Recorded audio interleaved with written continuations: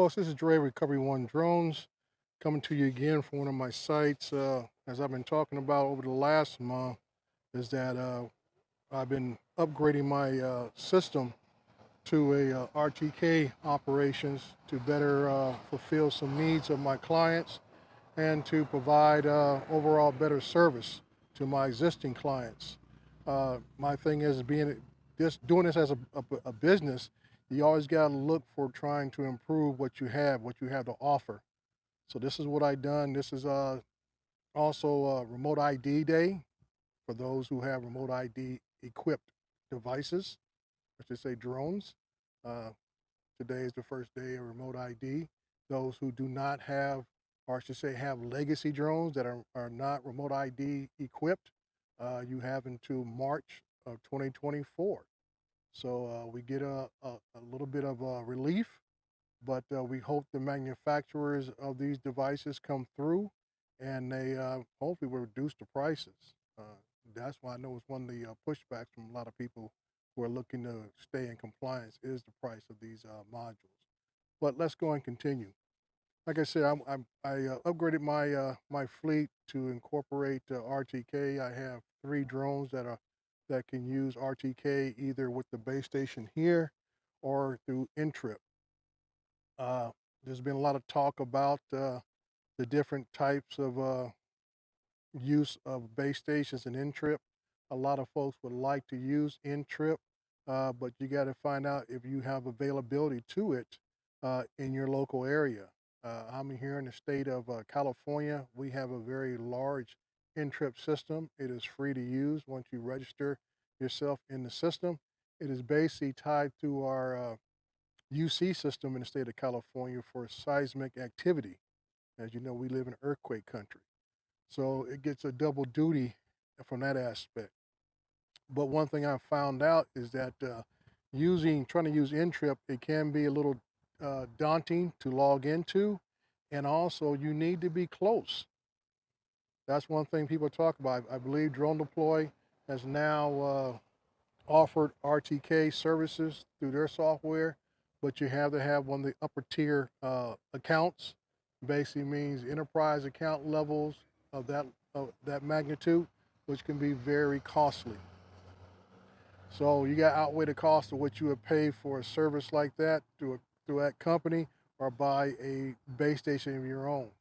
I went with the base station myself because I felt in the long run it'd be beneficial for my operations and not have to rely upon in-trip locations, which can be tricky. I am fortunate enough to have 3 close by in my area. When I say close by, we're talking about miles. I have one that's at Cal State San Bernardino, sits on top of a mountain behind the school. Another one in at Glen Helen Parkway, which is about 6 miles down the road. Then we have another one up in the Cahoon Pass, which is probably about 15 to 25 miles up in the Cahoon Pass. Not sure exactly where it lies at. But that's part of the issue too, that because when the farther distance you are from an in-trip location, site, known point, the unreliable the signal is. And I'm not talking about the connection to your drone, but even the data that you're using from it to help do RTK mapping with it.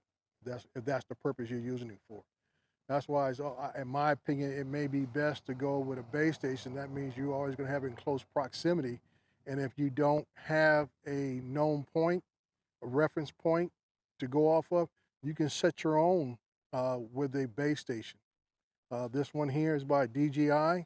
It is the D, D, 2D RTK, okay? If I was at a location that didn't have any known GCPs available or other known points I can use as reference on it, I can set my own known point, which means I have to use software off my phone and additional write down the coordinates and add that to my final project to let people know this is the reference point to start from, where we set the point at. So there's a lot of pros and cons of using different types of scenarios, and you just got to go by what best fits for you. So I'm gonna go ahead and get set up. I'm gonna be using the Mavic 3M multispectrum for this. It has the same camera as the regular Mavic 3 Enterprise, So I'll be mapping this site. This site is about 390 something acres. It is a housing development. So I'll be doing this. It takes, in my old phantom, used to take up close to 10 batteries to do this site. Hopefully I can complete this job with about 5 batteries using the M3 multi-spectrum. So I always say, hang on, enjoy the ride. Please subscribe if you care to. Hit a like button so we can get this information out to others out there. But that's just my tip as far as the difference between a base station and using NTRIP. Thank you.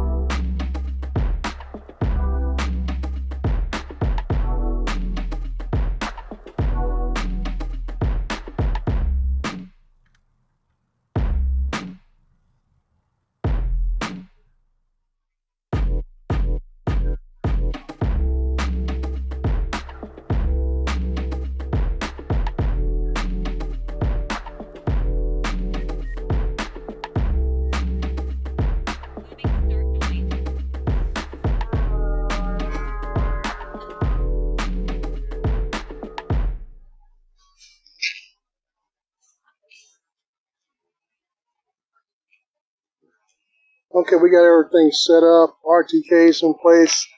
And like I tell people all the time, have a nice